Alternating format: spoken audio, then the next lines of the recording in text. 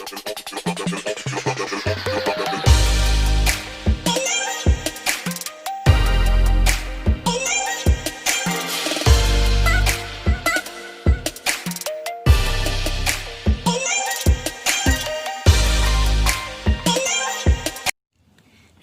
વિદ્યાર્થી મિત્રો, ધોરણ 11 એની અંદર વિભાગ બીજો પ્રકરણ 4 આવેદનપત્ર.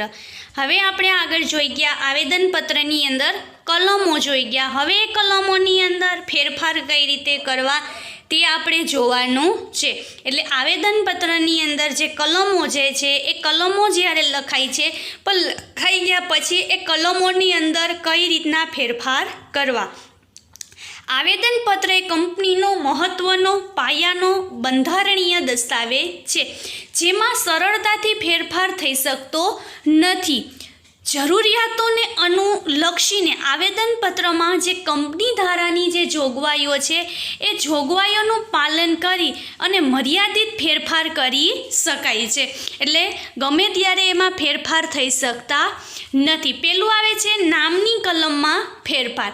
કંપનીના નામની કલમમાં ફેરફાર કરવા માટે ખાસ ઠરાવ પસાર કરવો પડે છે.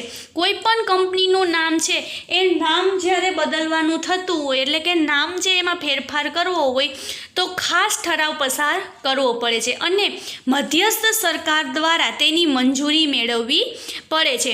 મધ્યસ્થ સરકારની મંજૂરી લીધાના 15 દિવસમાં કંપની રજિસ્ટ્રારને જણાવવું પડે અને કંપની રજિસ્ટ્રારના ચોપડામાં કંપનીનું નવું નામ નોંધવું પડે છે.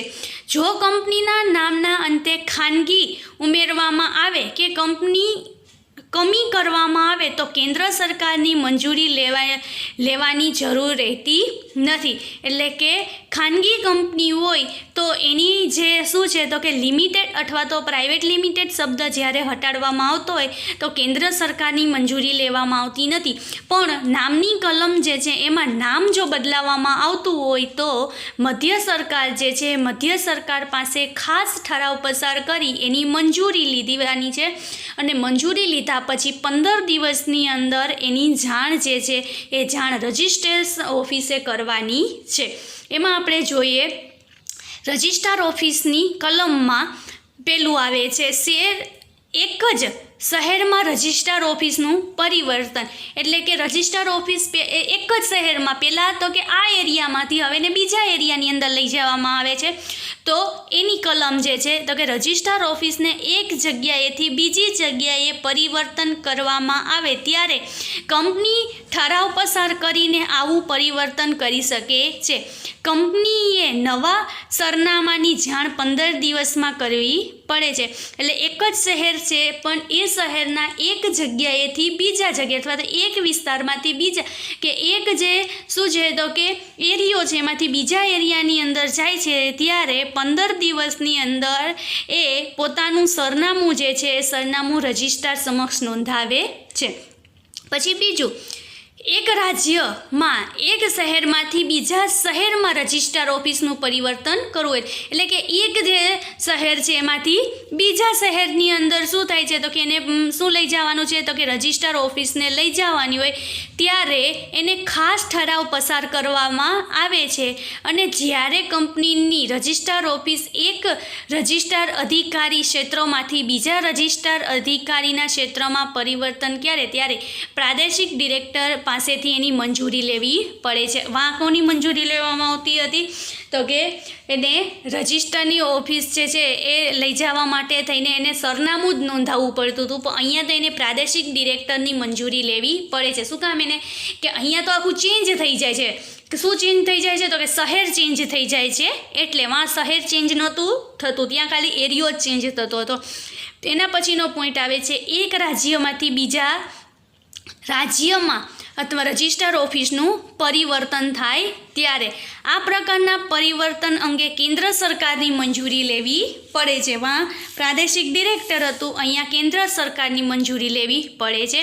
આ પ્રકારના પરિવર્તન અંગે લેણદારો, ડિબેન્ચર હોલ્ડરો, અન્ય સંબંધિત વ્યક્તિઓનો વિરોધ હોય તો અરજી કરી શકે. રાજ્યમાં રજિસ્ટ્રાર ઓફિસ પરિવર્તન કરવાની હોય કે રાજ્યમાં કંપની રજિસ્ટ્રારને જાણ કરવી પડે છે અને પરિવર્તન પામેલ નવું નોંધણીનું પ્રમાણપત્ર લેવું પડે છે. કેન્દ્ર સરકાર તરફથી મળેલ મંજૂરીની પ્રમાણિત નકલ મળ્યાની તારીખ 30 દિવસમાં રજિસ્ટ્રારને જરૂરી સરનામા અથવા તો જરૂરી ફોર્મ ભરી અને ફી સાથે રજૂ કરવું પડે છે. એટલે આવી રીતના એની પ્રક્રિયા જે છે પ્રક્રિયા કરી અને પછી જ બીજા રાજ્ય કે બીજા શહેરની અંદર એને લઈ જવામાં આવતું હોય છે. એટલે એની મેળાએ કંઈ પણ લઈ જઈ શકાતું નથી. હવે એના પછી આવે છે ધ્યેય કે ઉદ્દેશની કલમમાં ફેરફાર. શું કહે છે અહીંયા? જે હેતુ માટે નાણાં ભેગા કરવામાં આવ્યા હોય તે ઉદ્દેશમાંથી ખાસ ઠરાવ પસાર કર્યા વગર ચલિત થઈ શકે નહીં. એટલે ધ્યેયની કલમ જે છે એ ધ્યેયની કલમમાં નાણાં જે હેતુ માટે ભેગા કરવામાં આવ્યા હોય છે તે હેતુ માટે જ એને વાપરવાના છે. એનાથી ચલિત થઈ શકે નહીં. એટલે કે બીજા હેતુ માટે એ નાણાંને વાપરી શકાય નહીં. જ્યાં સુધી કંપની રજિસ્ટ્રાર ફેરફાર નોંધે નહીં ત્યાં સુધી તેમાં ફેરફાર થઈ શકતો નથી. એટલે ધ્યેયની કલમની અંદર એમ જાતે કોઈ ફેરફાર કરી શકે નહીં.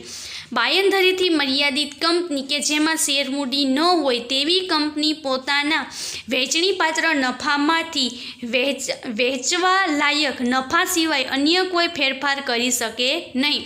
આ સિવાય ધ્યેયની કલમમાં કરેલ ફેરફાર રદબાતલ ગણાય છે.